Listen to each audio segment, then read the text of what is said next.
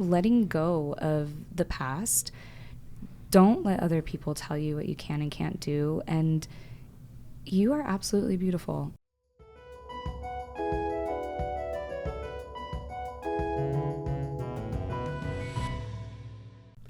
Hello and welcome to the Get a Student Life podcast, where we talk about all things student life at Boise State.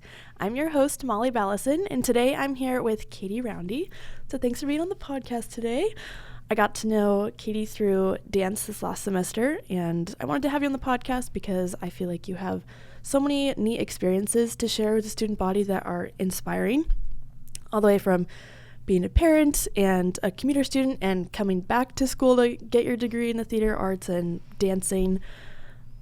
We just have so much to talk about, so I'm excited. But before we get into all of that, our question of the day today is, what is the best laugh you've had recently? The best laugh? Mm-hmm. Ooh. What made you laugh real good recently?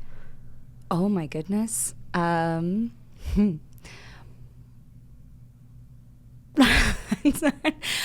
Between current rehearsals for Wolf Girl and my kids, a lot makes me laugh. But probably right now, anything that happens in rehearsals, we've had a lot of just fun moments getting to know each other and doing these games and everything that just set us all off. So rehearsals. Oh, that's right awesome. now. Yeah. And you're graduated now, which congratulations. Thank you. And so being able to still perform after not being a student anymore, that's a pretty cool experience. Yeah, it is. It's a lot of fun. It's a little weird to come back to campus for it because, once people graduate, they're like, I'm done, I'm free, and I'm going to leave this place. And here I am. I'm like, I'm coming back. Yeah, can't get enough of it. So how does it feel being graduated now? It's surreal. It's very odd. I struggled a little bit right before graduation thinking about, okay, what's next? What am I going to do? What am I going to do with my free time? And just all of these questions kind of kept hitting me. And now that I'm in it, there are days where I am like, I can relax a little bit. My kids are in school. I don't have anything going on. And then there are days where I have to keep myself busy. I'm working on my script and preparing for rehearsals and everything. So there's a lot of back and forth with it, with just how I feel. And I'm not moving to another state. I'm not going home. My home is Nampa. And so, yeah. I'm sure it's an adjustment going from having a busy schedule with all your classes and, having your kids' schedule too. But still, you're obviously using your theater arts degree. And so I'd love for you to tell us why you chose that major in the first place. Ooh, theater. It's a passion. And what is life without passion? Honestly, that's if you're not doing what you love, are you living? That's one of the questions that has come up for me personally. And I also think that theater in general, all aspects of it are so important and vital to the community and to our world. There are so many different ways within the theater that we communicate with one another, whether it be through dance or telling a story, and even the technical side of things. Actors will be in the dark without our technicians and lighting. So if you have a passion to create those beautiful images on stage. And so for me, it's really about what I can give to my community and what I'm putting out there. And I want to inspire others. That's an artist statement for me through and through. That is my artist statement, is to inspire others to be creative in whatever realm it is that they want to do. And theater gives me that option and the opportunity to do that in so many different aspects. Yeah, you get to be an inspiration for other people and be inspired by other people's work and put that inspiration into what you're doing on stage, which is awesome. And when we talked earlier, you mentioned something I really love that goes along with the storytelling about continuing a conversation. Like when you're on stage and that is the the hope that you hope the audience walks away with, that you started a conversation or made them think or inspired them about something. Yeah.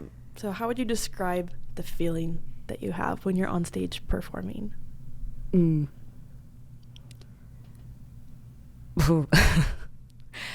Stage fright always comes into play. Oh, yeah. That is, that's not something that I have been able to get away from. There's a lot of nervous energy, especially, that opening night, and what if I forget my lines? What if I forget my blocking? But at the same time, through all of the classes that I've taken here within the theater arts department, learning how to control that energy and using it instead of fighting against it. So I mean, my nerves just sometimes get the best of me, and so learning to use that instead of fighting against it. But I do also feel excited because I get, like, going back to that storytelling, I get to tell this story, I get to hopefully inspire someone. And so there's excitement, there's nervousness, and sometimes it's also surreal depending on where you're at as a performer. I have yet to, perform on a stage as big as the Morrison Center, but there's also, like, no matter where you're performing, there's also this moment of surrealness of, this is where I'm at. I've worked these last 4 to 6 weeks, 6 to 8 weeks, and now I'm here. And whoa, it's a really cool feeling. So there's a lot of feelings that go into it. A lot of mixed feelings, and almost that pressure of, it's been so many weeks or months even working towards something, and you have maybe 1, maybe 3 times to get it right or show what you've been rehearsing or what you want to get across to your audience. And so, yeah, I'm sure that pressure comes with it too. Yeah. But like you said, using that for, like, using it instead of fighting against it. My class that I had right before coming here, we were talking about, it's a public speaking class, talking about using fear, thinking of fear as like excitement. So if you're getting nervous up there, like, use it as excitement, because it might be anxiety, but if you think about it as like a different type of anxiety that's going to help you perform well, then that helps. Yeah, absolutely. So, yeah. And I loved getting to see you perform your dancing skills. I haven't seen you perform as far as like theater as much, but in fall 23, when we were in the repertory dance class, that was your first time taking it, right? Yeah. Okay, mine also. And so we got to walk with each other through the challenging aspects of creating our own choreography, getting dancers, teaching it to them, and then performing at the end of a semester. But how was your personal experience with that class and being in that environment? Yeah, I was really nervous for that class because I knew going into it that there were going to be people that had been dancing continuously, and because I'm older, like, I don't have the opportunity to do that. And so I was really nervous about jumping back into choreography. I hadn't choreographed in a really long time. And so I was scared going back to that, like, oh crap, what did I just get myself into? Mm-hmm. And immediately that went away after the first day of class, just because of how welcoming Uric makes the environment in that class. Excuse me. And so most of the time it was more or less me beating down on myself of, oh, I'm not good. And then, certain dancers, I'm just like, they're amazing. Mm-hmm. Oh my gosh, like, I can't do that. But having to remember, we're all different. We all have different skill sets, especially when it comes to dance. Not everybody is super flexible. Not everybody is a gymnast and, that kind of thing. But then also when it came time to picking music, that's the hardest part for me. there's so much music out there. Yeah. And I struggled. I really struggled. I would find something and then change my mind and then change my mind again. And then I thought I had it and I had these grand ideas and then it changed again. And finally I had to ask myself, like, what is it that I want to convey? This is the one time that I get to do this. I won't be doing this ever again in this capacity. So what is it that I want to leave on the floor at the end of the night? And that helped me fine tune what my piece was about and then find the music. And the process of getting the dancers was a little more difficult than I thought it was going to be. I wanted several dancers, and then I didn't get that. But then in the end, it worked out the way that it was supposed to, because the piece became something even more personal and went in a direction that I didn't expect it to go. And it just, out of like, what's the word? Messiness and all that kind of stuff. Like, it just comes beauty. Like, it just grows. Like, we have to start messy, and then we grow, and the ideas come together, and then we create beauty, and it's so cool. But that whole semester, it was a little bit of a roller coaster. Absolutely. So yeah. You just described like the creative process of going through the process of choreography to get to your end result, whether it's choreography or any like theater production. Just that creative process of you have this grand idea in your head, and it might not turn out like you thought it was going to, but I mean, how would the audience know that? And if it still turns out amazing and sends a message and left an imprint on the audience, then it's a job well done. One of my favorite things that I heard over the time here at my time at Boise State is something that Tracy Sunderland, one of the theater teachers, says.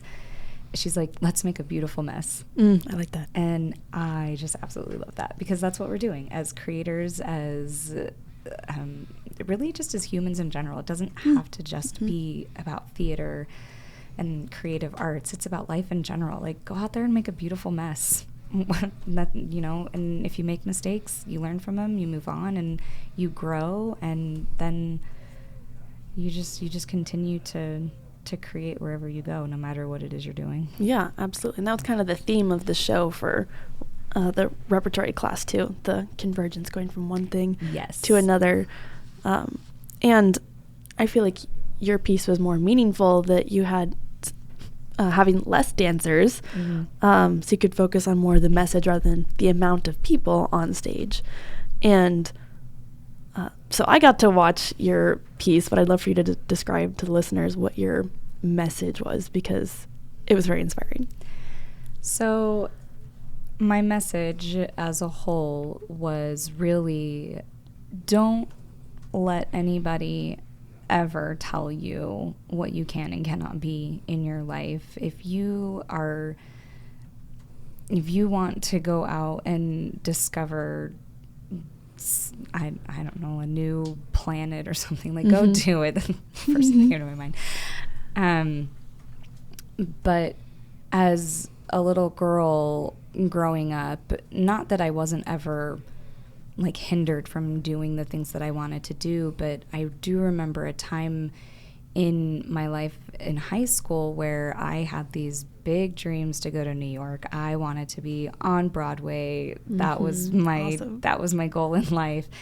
And because of just situations and everything, like, I was told in nice ways that, like, New York you would not make it in New York. And that really kills your spirit, even at 16, 17 years old, to be told. Those words stick with you. Yeah.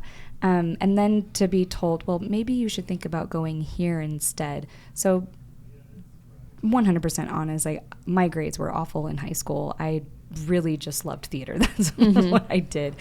And so I my other grades slacked because of it, and because of that I was told to not even try to go out to New York and to do schools out there because of my grades in general. And I wish now, looking back, that I wouldn't have listened to that, because now that I'm older, not that I missed out on life. I have a beautiful life right now as it is. But like, if I hadn't listened to those voices, where would have I allowed myself to go? Maybe not New York, and that's fine, but venturing out and really trying to be what I wanted to be, instead of listening to everybody else saying, oh, maybe not. So the message behind my dance really was letting go of the past. Don't let other people tell you what you can and can't do. And you are absolutely beautiful, no matter where you are in life, no matter what people tell you. You are a beautiful human being. And I'm trying to remember like the quotes from from my piece that I used, and I can't right now. I know one of them was, you are beautiful as you are. And that was the message. And so within that, I was able to use my own daughter in the piece. She's 5 years old, and that alone, just I just hope that she heard that and takes it with her for the rest of her life, no matter what I, as her mom, says, or her dad. Like, I want her to be her own person, because she is. And I think sometimes as parents, we can push or project what we want onto our kids, but it's not what they want. And so even as, you know, if you're getting ready to graduate, you're in your 20s, or if you're a freshman, 18, 19 years old, shed those past shadows of what people have told you and really delve into yourself. Like, what do you want to do? And do it. Yeah, that was a lot. No, it's amazing, because there is a lot to it, and you packed a lot into that. It was like 5-6 minute dance. Yeah. And including your own voice, like saying those affirmations, just added a whole other element to the piece. And yeah, having your own daughter out there, I feel like that is just watching it from backstage, I was like, she is going to remember that forever, I feel like. And one of the other dancers even said that after your daughter ran off stage and was when your voice was playing those affirmations, she turns to the other dancer and is like, is that about me? And I was like, she got the message. So if she's the only one that got the message, like, you're leaving a huge imprint. Yeah. And so I feel like yeah, it was just really inspiring to watch. And you obviously have such a heart to inspire other people, and I just think that is a really special thing. Thank you. Yeah. And what was it like? So now you graduate and get to spend more time with your kids, I'm sure. But what was it like for you being in school, and having your kids' schedules and your husband's schedule, and still trying to get your degree? It was hard. I missed out on a lot of little things. I always tried to make time for the big things. Like, my son did school play, and I made time to make sure to see him in that.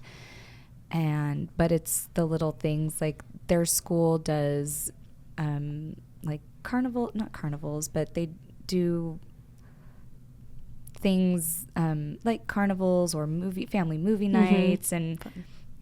You know, he would come home and say, oh, family movie night is Friday, blah, blah, blah. And I'd be like, Mom has rehearsal or I have class. And so my husband would take them. And then when they started getting into dance and sports and stuff, I missed out on, you know, taking them to practice or taking them to dance when I went back to school. And that was hard, because I like watching my kids progress in the things that they love doing. And so, yeah, and then at home, just family night, like missing dinners with my family, those are so vitally important to me. Those small moments in between the big ones are so important. And so it was really hard to miss out on those. But at the same time, my kids and my husband were just so supportive. And so that made it a little bit easier to have to leave for class or rehearsal, or not being able to pick my kids up from school. And yeah, so that is, having the right support makes all the difference, so that you're able to do what you need to do and not having to, like, take the burdens of other people on your shoulders, and it can be dispersed. Yeah, and I, along with my husband, my mom and my in-laws were also very helpful in all of that. I could not have done it without them. I was very blessed to be able to have their support as well with picking up my kids from school if my husband couldn't. And my mom, the way her work schedule is, she was able to take my kids to school on the mornings that I had to have morning classes. And so yeah, it takes a village for sure. Like that saying is very true. And I have a very awesome, supportive village. So yeah. That's so good. And so why did you choose to come back to school at Boise State? Yeah, Boise State, because it's close. Yes. And it had a theater program. And the reason behind me coming back when I did, during COVID, had the opportunity to substitute teach at Columbia High School's theater department. I was there for a whole year as a part-time sub. And the teacher, Glennis Calhoun, the theater arts teacher, I've known her for years, and I've worked with her. I was in a couple of shows that she directed, and so I took on this sub position because I needed work. We had just recently moved back from Oregon. We were living with my in-laws, and I was bored, to say the least. I didn't want to sit home all day. And understandable. So I took on this position knowing that it was part-time, so I still would be able to, have days with my daughter, who wasn't in school at the time, and my son was in school, so that kind of worked itself out. And throughout the process, I really just fell in love with teaching these kids. And one day, Glennis, we were sitting in our classroom office, and she just asked me, she said, "Why are you not already doing this?" And I told her, well, I don't know. My husband and I lived a lot of life before finally like settling down and having kids, and so that was a part of it. We just moved around a lot, and I had subbed before, and honestly, the high school kids terrified me. They're scary. They can be. And so it was something that I was like, no, I can't do this. Like, I will not be good at this. And Glennis really inspired me and pushed me. She's a wonderful teacher. She's an amazing educator and such an inspiration to so many kids. And so I just took her words and thought about it, and I was like, well, I'm in my 30s now. It's not so scary to be around high school kids. And I fell in love with watching them grow from freshmen and now those freshmen that I taught are seniors. And it's just amazing to me to see where they are now. And you get to see that every day as an educator. And so the decision, like, I was like, okay, I'm going to go back. I'm going to get my degree, and I eventually want to teach in the secondary education theater world. Yeah. And so that is why I decided to go back. Wow. And it just took someone asking, or someone recognizing your gifts and your talents and being like, are you going to do something with this? Yeah, that was the thing. Like, I guess I had not been recognized for it before. And for somebody who I really look up to in the education world and theater world in general, Glennis, having her ask me that, her seeing the potential in me to teach was inspiring. That's the word of the day. But it really did. I mean, I had people tell me, oh, you should go back to school and get your bachelor's degree. But I was like, what am I going to get it in? Like, there isn't anything that appeals to me. I'm not going to just go waste money on a degree that I'm never going to use. Right. And so, yeah, that was a surreal moment. I was like, can I even do this? I've got kids. I'm in my 30s. Like, most people already know what they're doing with their life by now. And here I am. I feel like I'm just starting out on a career path. But I did it. Yeah. And that just goes to show, like, there's no timeline. It's never too late to do what you love. Like you said, there's, like, what is life without passion? So do what you're going to enjoy. Yeah. What's a piece of advice you would give to students who are also parents, first of all? Ooh. Don't be so hard on yourself for missing those little moments, because you're doing something not only for you, but something that's going to impact their future as well. Yeah, they're going to see you do this thing, and you're inspiring your kids, whether you think you are or not. Because when you get home and they're fighting and you've had a long day and it's just like, oh my gosh, why am I doing this? Remember that they see you. And so do it not just for yourself, but for them, and allow yourself to be present when you're with them. That was something I had to learn. I was so focused on, I got to get these assignments done. I got to get this done. I have this for school, that for school. And I was missing out on the time that I was with them because my mind was elsewhere. So just be present in the moment with them when you're with them, when you're with your family, and know that you're being seen, and you're doing this for your next generation, and they see that. They see the work you're putting into it. Absolutely. And like you said, allowing yourself to be present. It's a conscious effort to be present. And that goes for any student, anyone, just anyone in general. Anyone in general. To where it takes effort to be present, and oftentimes I'll feel guilty for even just relaxing or just like sitting down or watching a movie or something. And I feel like I have this project to be working on. I could be doing this. Like, that happened a lot over Christmas break. And I tell myself, like, it's okay to just sit down and do nothing, or just sit down and be with these people instead of running off to go to something else. Yeah. And so that's a great piece of advice that could go for anybody. Yeah. I will say, though, be careful of procrastination, because there's a fine line. There's a fine line. Yeah. But yeah, for anyone, be present in the moment. Exactly. Don't forget to like this video and be sure to subscribe so you don't miss out on future episodes with all the exciting guests we have coming up.